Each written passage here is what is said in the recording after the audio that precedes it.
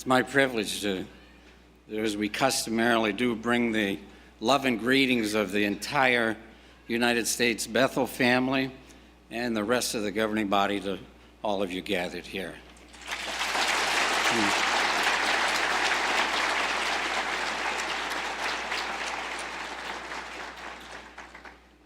Now, just to introduce this theme, Is Your Family a Spiritual Family? Tell you a personal experience. Maybe, like me, you like birds.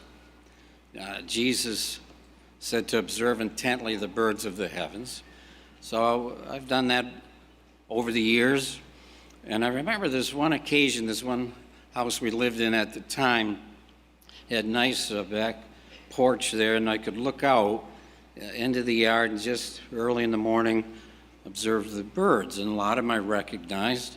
But this one day there was one particular bird that struck me, and it was about this size. It's a good size bird, much bigger than the smaller ones, and it had a very distinct brown head.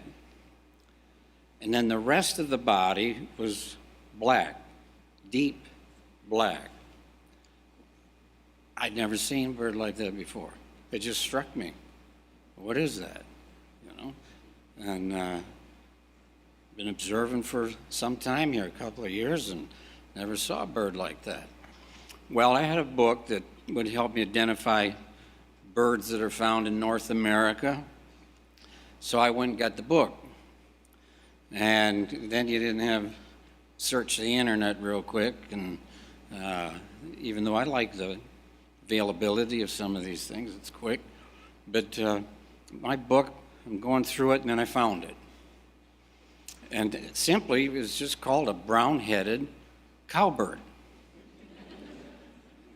Not a great mind naming it, anything spectacular, but it was specifically a brown-headed cowbird. So apparently likes to be around farm areas, even though this was near the ocean, this brown-headed cowbird was there. Now, what does that have to do with whether your family's a spiritual family or not, this brown-headed cowbird? Well, as I was reading about the bird, here's what I learned. What these brown-headed cowbirds do, they will take and lay their eggs in another bird's nest. And it's a big bird, and they don't really care. Often they put it in a smaller bird's nest. Now, when the eggs hatch, guess what happens? The larger, small hatched brown-headed cowbirds, when the food starts coming that way, they're just over the top and taking all the food. And it causes all kinds of problems for these smaller birds where they invaded the nest. Well, it's unusual. I don't know if this was the way Jehovah would have intended it. I can't get into that. It's just, it is what it is, and this is what happens. Well, it occurred to me, as serving as an elder for years before that event and since, isn't that what happens sometimes in the congregation? So I've heard this with my own ears. The elders didn't do enough for my child. That's why they're not in the truth. The congregation just didn't support us enough. It's not my fault, it's their fault. Well, scripturally, whose responsibility is it primarily to raise a child or children? You know the answer. Whether you're a single parent or a couple with a child or children, you have to understand something. The biggest influence to whether they'll stay with the truth or not, in my experience, and other elders will completely agree with this, it's the parent or parents. You're going to impact them more than anybody. Now, others have helped, and there are some occasional exceptions, but down through the years, I've noticed that if the parent or the parents don't do the spiritual thing, the average of them staying with the truth, it just goes down. Now, that's not to say in some cases some couples are spiritual or a single parent is spiritual, did the best they could. Well, even when you do your best, some don't stay with it. So that is something you have to deal with. We're all free to choose if we're going to worship the true God. The apostates and our enemies accuse us of being a cult. I hate that when they address that with us, but they throw this out there. I've been all over the world, and here I am now in the auditorium here in Trinidad. I haven't seen anybody dragged in here with a chain. And once you sat down, I haven't seen anybody chained to that chair or glared at by the attendants if you dare to move to get up and leave. That's a cult. That's what cults do. See? So anyway, let's just keep in mind it's our responsibility as a parent. You have to take that. I know it's weighty, it's heavy. My wife and I raised 2 sons. They chose to serve Jehovah God. They make us look good. We're proud of them. They really do, but they chose to do this and to serve Him full time. So it's a wonderful privilege to have that, but you have to be sure, and the greatest impact, that's why we have this question, we have families all over the world. If they have an opportunity to live, it's only going to be because the family was spiritual. The Bible has foretold, long before the last days began, that there's going to be a vicious attack on the family arrangement. It's been in Scripture for a long time. Satan's behind it. And you look at the world today, and he has pretty well come to the point where in so many countries the family they're obliterated. There's nothing there. Even in some countries where families were so strong, not now. You have same-sex marriage. See, all these different ones that want to choose this other immoral lifestyle, and how dare you say anything about it, you judgmental individual. Who do you think you are? I was born this way. Things like that. So the devil has made sure that's where we are. Now, the sad thing is, it's affected some in the congregation. The attack. This is all to help you. The enemy has been attacking the families in this organization for decades. He's not letting up. So it's up to you. We can admonish you. We can caution you, encourage you with what works, but you're making the choices. And we're counting on and confident that you'll make the right choices. Been years since people, a lot of them don't use them much anymore, but if you went hiking in an unknown area, you take a compass so that you don't get lost in that jungle in some cases or some forest, because the compass will always point north. So at least you know, well, I'm heading north. Well, that's the way a spiritual family is with Jehovah God. And anything, all affairs of life, points right at Jehovah. That's all. That's all that's ever on their mind, because we worship Him. See, now, if you did that for some other human, well, I can't make a move unless I talk to brother so-and-so. No, that's not what we're encouraging. It's Jehovah God. And if that elder's pointing to the guidance in Scripture, if you have good sense, you'll be spiritual and take it to heart. When we first started asking questions for people getting baptized, the theme of that book was based on this verse.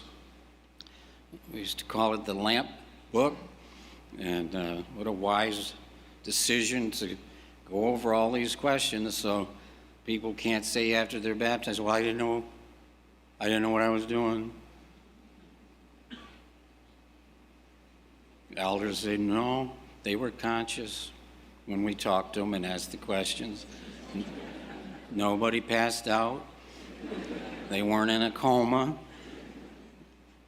This is what was considered. Jehovah's word is far superior, and what leads is not human wisdom. See, we don't go by, even though you have medical treatment or whatever, but when you get into some of these decisions in life and what's acceptable or isn't acceptable, spiritual families don't go, well, there's this famous doctor you know who says thus and so. You know what I say? Whoopee. You want to go that way? That's your decision.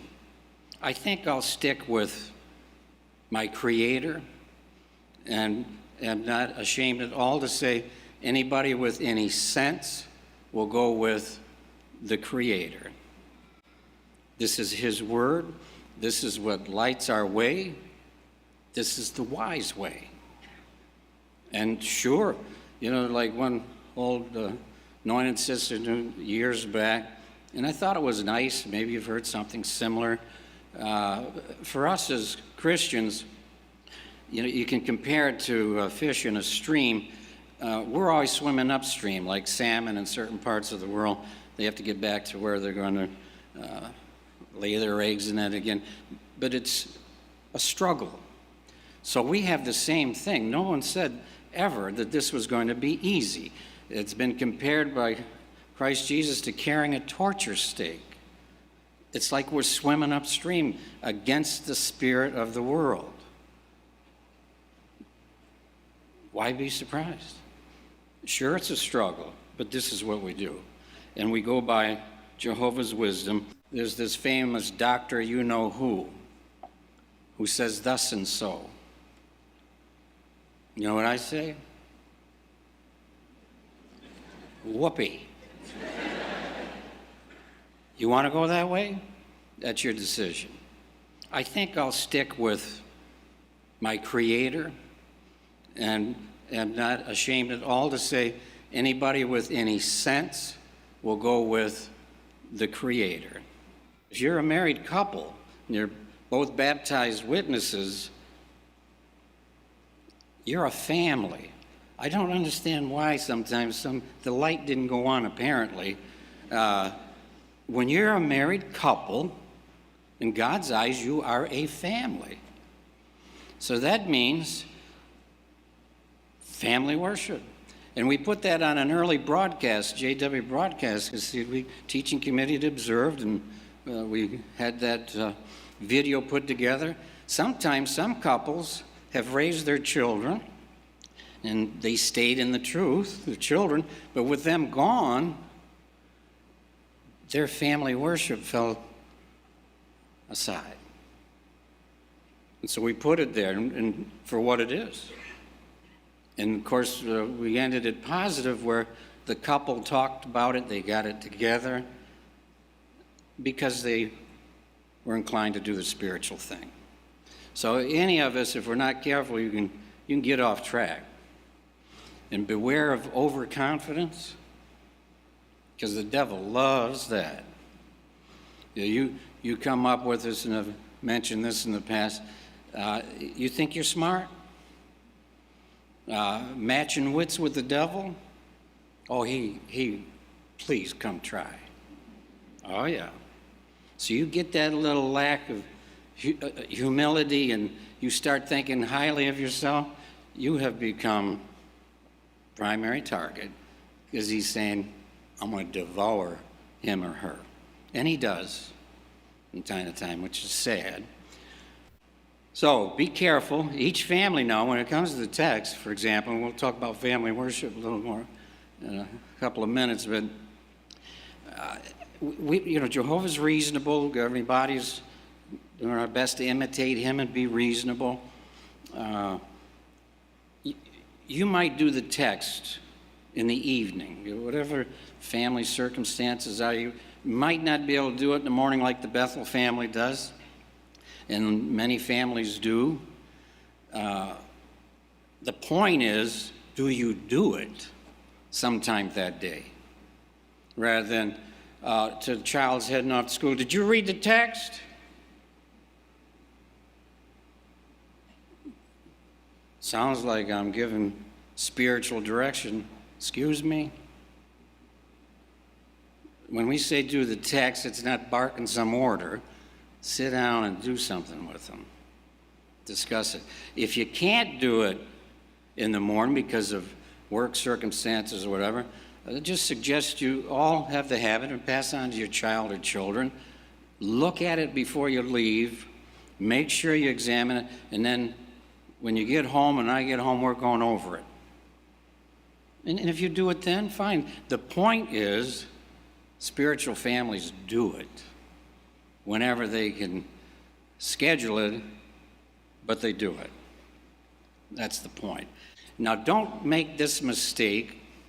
And I, for one, I like the availability. We have the broadcast. We have in other television programs are nice to keep up with the news. But please, you know what happens. If they do have a meal together at the table, what's on? The TV.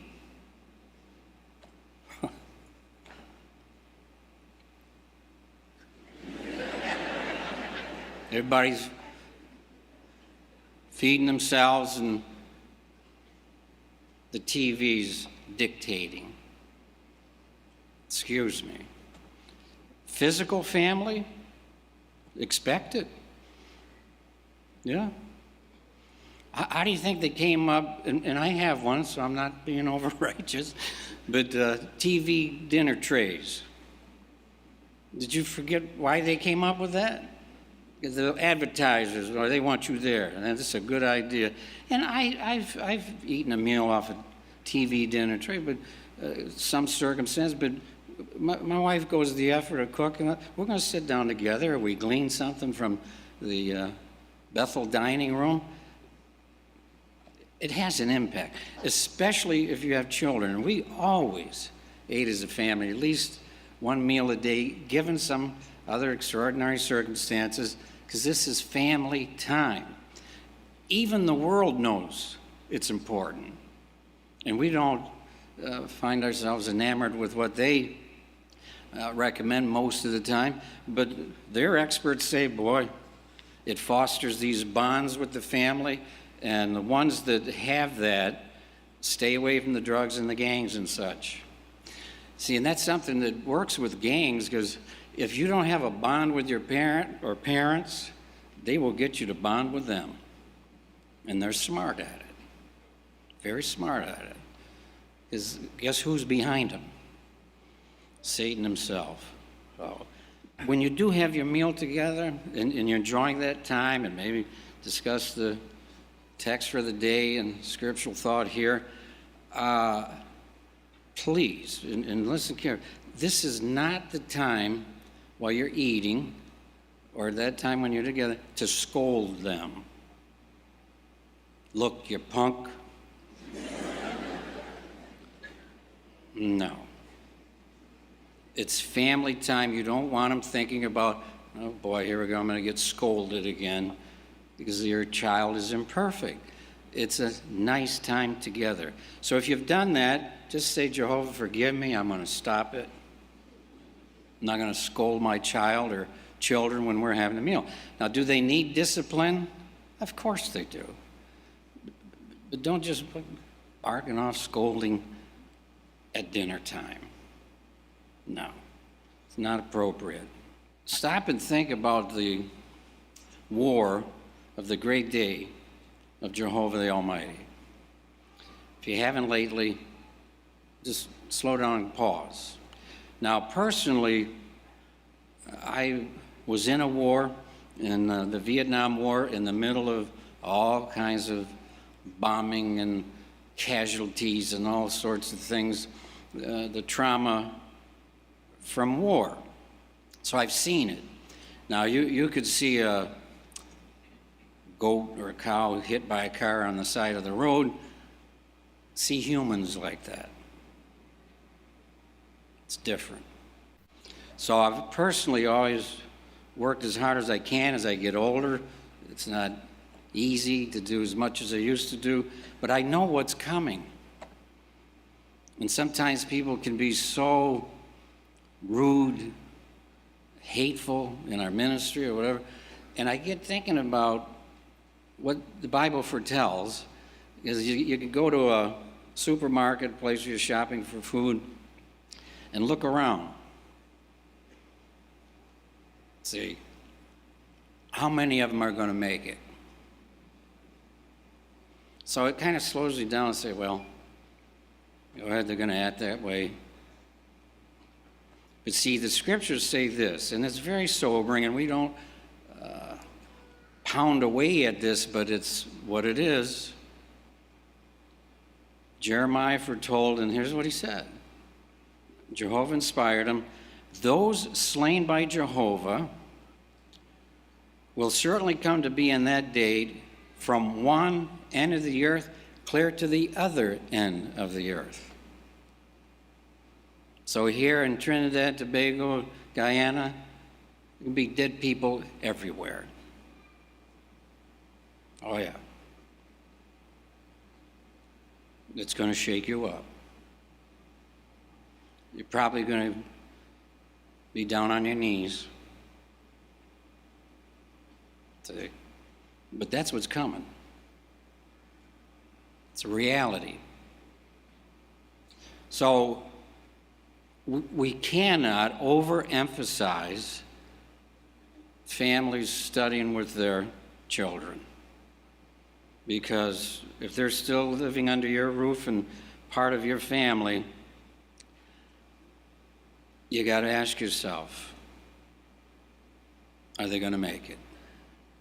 Now, sometimes, as we've said, if they're a toddler and they're not at an age where Jehovah's going to hold them responsible, that'll be up to him to determine. But you have to understand something. Jehovah's angels will do exactly what he tells them to do, because they know he does not make mistakes. See? So it's very serious. That's why you look at, like the Apostle Paul, he could write about the brothers he knew personally in Philippi, and he could say this, that how you obeyed me, not just during my presence only, but in my absence.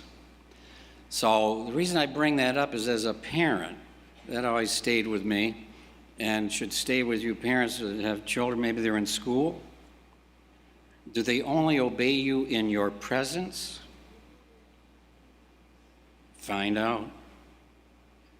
They have to obey you in your absence.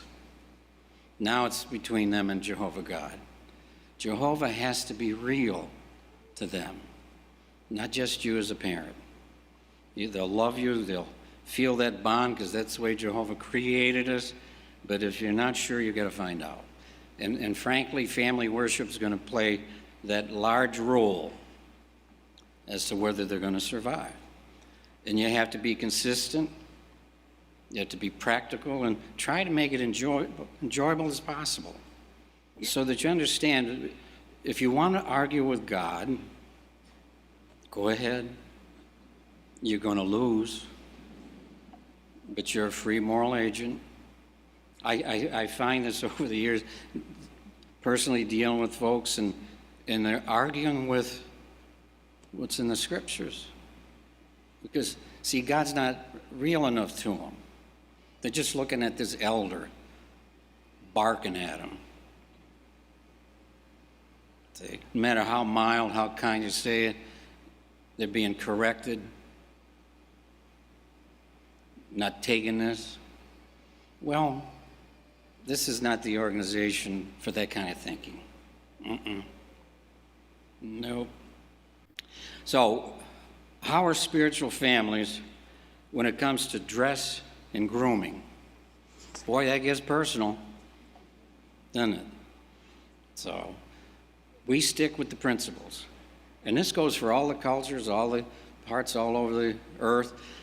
Culture's wonderful. I've learned some interesting sayings here in Trinidad. I like them, you know. Of course, I'm sure there's a lot more. Maybe I wouldn't like them all. I can't say for sure. But I observed it. I love that expression, and I'll use it more. And I did find time, busy as we were this week, to do a little liming, you know, which is not a lot, but. And one best light, when I put that on him, he started to walk away, and he turned around and, what's this guy talking about? Where did he get that?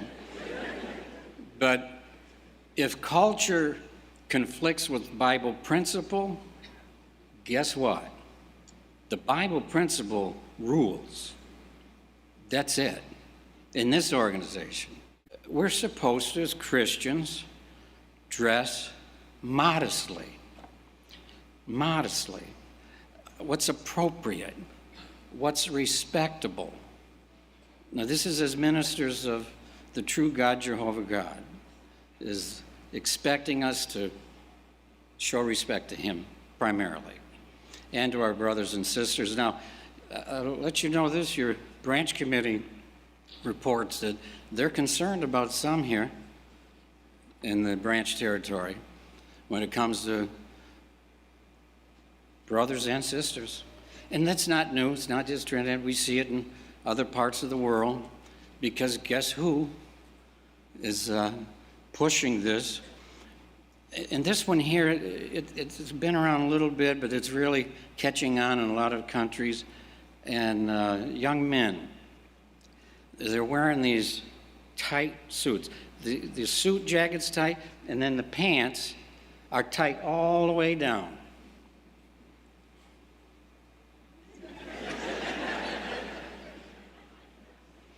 I'm a big guy. And some say, well, you wouldn't look good in one anyway. That's why you don't want one, you know. Sorry, buddy. I would never disrespect my Heavenly Father and dress like that. No. So they're concerned. What is that all about? And sometimes it's hard to find one, you know, in the stores because they're pushing and advancing that. It's not appropriate. It's disrespectful to Jehovah God. It's not proper. Don't dress like that and say you represent the true God. And the same thing, because usually the sisters, you're waiting to hear it, because you hear it, but the men, look at it. And we've had to, in some places, Circuit Overseer has been told, don't you let them on the platform. See, because it's very sensitive and they hesitate. Well, we love you enough to tell you what it says here. That's not respectful to the God we worship, to dress and detract from our message. And with sisters, we don't want you to walk into an assembly hall or a kingdom hall, and you walk in, and because your clothing is revealing, the brothers go, whoop, I got to look away. That's disrespectful. What's that all about? You don't dress at the Kingdom Hall like you're going to the beach. It's not appropriate. And sometimes the dresses are so tight, and they're thinking, yeah, but with a figure like this, no. The world thinks that way, not Jehovah's people. It's disrespectful. Now, it's got to be tight, inappropriate. We're not talking taste. And I like to tease the brothers because some of them like to wear these, I call them happy socks. You know, hey, that makes you happy, go ahead. That's taste. They're socks. They're not tight suit pants or a tight skirt, tight dress. And it really is fundamental, because if you look at 2 Corinthians 6, Jehovah's very clear about this, so your branch committee loves you enough to put the caution out, and believe me, your branch territory is not alone. And some are going to heed it, and the others that don't, well, Jehovah's going to deal with it. And really, that kind of disrespect, you want to break Bible principles, you're headed toward breaking law. happens all the time. So it's not a light matter. Now here's one with the, if I have opened the door to such satanic influences, will my love for Jehovah and his righteous principles impel me to act decisively and slam that door shut? Spiritual families are going to slam the door. Get rid of it. Don't bring it in the house. No. And are they unique productions? Well, like I said, we never said the devil wasn't smart. God condemns it, period. Has no place with spiritual families.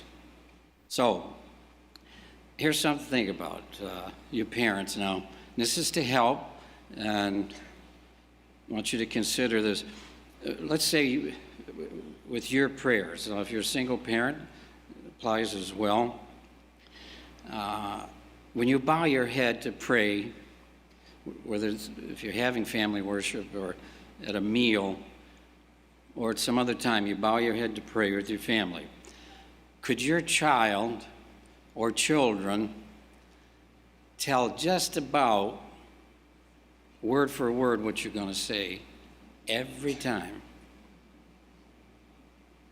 Now that's not meant to, it's just, you got to think about that. That's another religion does that kind of praying. And some others might follow their example.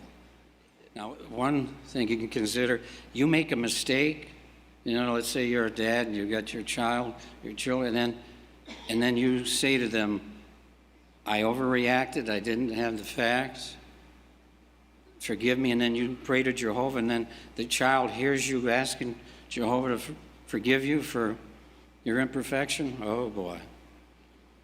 See, now you're into the spiritual, the spirituality that's so crucial. Prayer is vital to a family spirituality.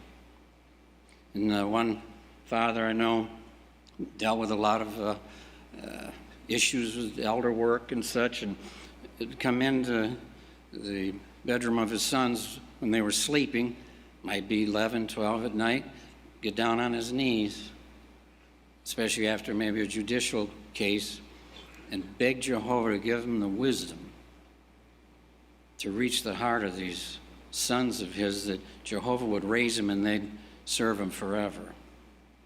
Prayer makes a difference. And how about envy? Oh, that's a wicked one. And it leads to other worse things. But the one particularly after strife, quarrelsome. Now, let's be reasonable. I've been married for many years, and I'm not going to stand here and tell you I have never had a disagreement with my wife. That's a lie. God hates liars, so I'm not going. So you'll have times where you might have a quarrel, but this is not an ongoing thing. What the Bible is talking about is a practice of strife, quarrels, always quarreling. Boy, does that damage a child or children. But that's what fleshly families do. They're fighting all the time. And they say, well, it's my culture. Excuse me. Get it out of here. This is God's organization. You do not talk to each other like that and practice it. So just tell you a cute story so you understand how Jehovah views and the thinking of the world. Well, yeah, you got to remember they're from such and such a place. They do that all the time. Now, I'm not saying I know, I have some Italian in me, and I've been to Italy. They do get loud, but they're really not. I thought they were quarreling, but they weren't. What do you mean? Who's fighting? We're just talking about this, really. So I'm not saying some are not louder than others. That's culture. But we're talking, a quarrel when it's a quarrel. You can see it in their face. So this father comes home from work, and when he drives in to his driveway, he runs over his little boy's bike. Man, he is just ripping. angry. So he comes storming in the house, yelling at his wife, I told you to tell that punk to pick up his bike. Don't ever leave in the driveway. I ran over it now because you didn't do what I told you to do. And she yells back at him. And then she goes over and yells at a little boy, you little brat, I told you don't leave your bike out there, and just letting them have it left and right. House is full of strife. And then the little boy, where does he go? He goes over and the dog's just sitting there, so boom. He gives the dog a couple of kicks. Who's he going to go to? Well, the dog looked at him and he started wagging his tail and came up trying to make friends. Only Christian in the house was the dog that behaved Christian. That's how you react to, as Jesus instructs we're supposed to. See. Now, finally, we want to address this, and it's connected with a thought that was found in the text with our verse here in Ezekiel 33, and this is something that spiritual families heed the warning about. Ezekiel chapter 33, and let's read verse 8 and verse 9.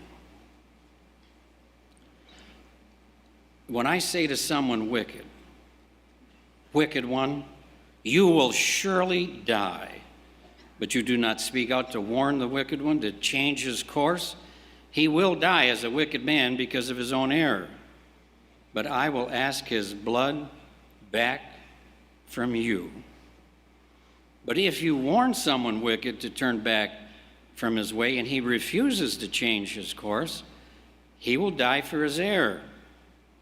But you will certainly save your own life. So spiritual families understand how serious this is. As the Watchtower brought out, the Apostle Paul could say he was clean from the blood of all men.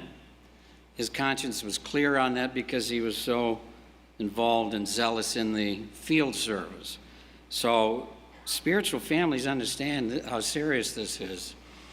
Some can't do maybe as much as others, but we have, as Christians, the God-given responsibility to warn others. So you just take a look, and this is the idea Jehovah is getting across, at your hands. And you look at your hands now, only God, as he looks at your hands in here and all those that are tied in, does he see blood there? The humans sitting next to you, they might have an idea because they know you well and you haven't been out in service in weeks. Well, guess what? Most likely God's seeing some blood all over your hands. Or they go totally inactive and we appeal to them, we try to help, but you cannot water down what God says here. If your hands are not clean because you've been out warning, then they have blood on them and you're going to lose your life. It's what it is. It's a reality. And this is encouraging too, because some say, well, you know, he didn't say you have to make at least 3 disciples to get life. No. We bear fruit by our preaching. Some of us have had the glorious privilege of people coming in the truth. Others have tried, you know, it's depending on territory and such. But as long as you're out there warning and doing your best, you're going to get life. It's not dependent on if you studied with someone and they came in the truth. That's not true. Even though that is the result of her doing our best to try to teach. So keep in mind, spiritual families, they keep their hands clean from the blood of all men. See? So only you, between you and Jehovah, can keep your hands clean. You can't do it for your teenager. They have to accept the responsibility to get their own hands clean. Now, in conclusion, let's look at Romans chapter 8.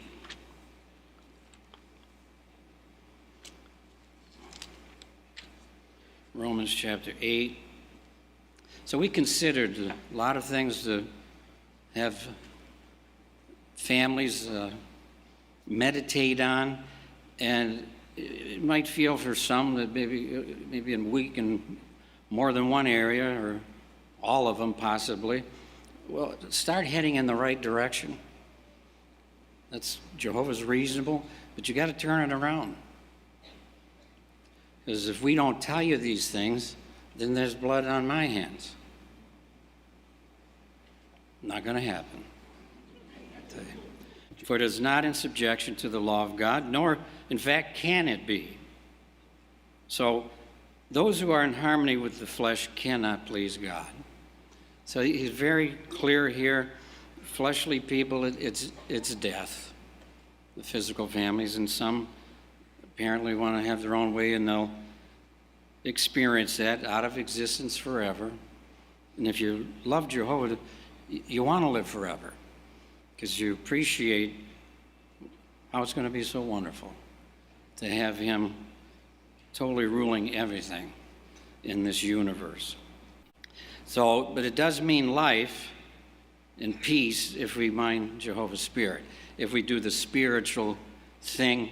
And just for the sake of illustration for you families to consider, we'll just address mothers.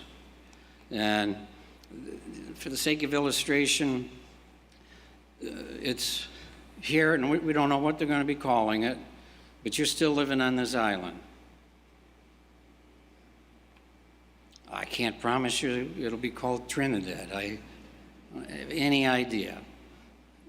I think you'll remember, oh yeah, or some other island that might be from, we don't know. But you're here, and I tell you, think it's beautiful now? You haven't seen anything yet.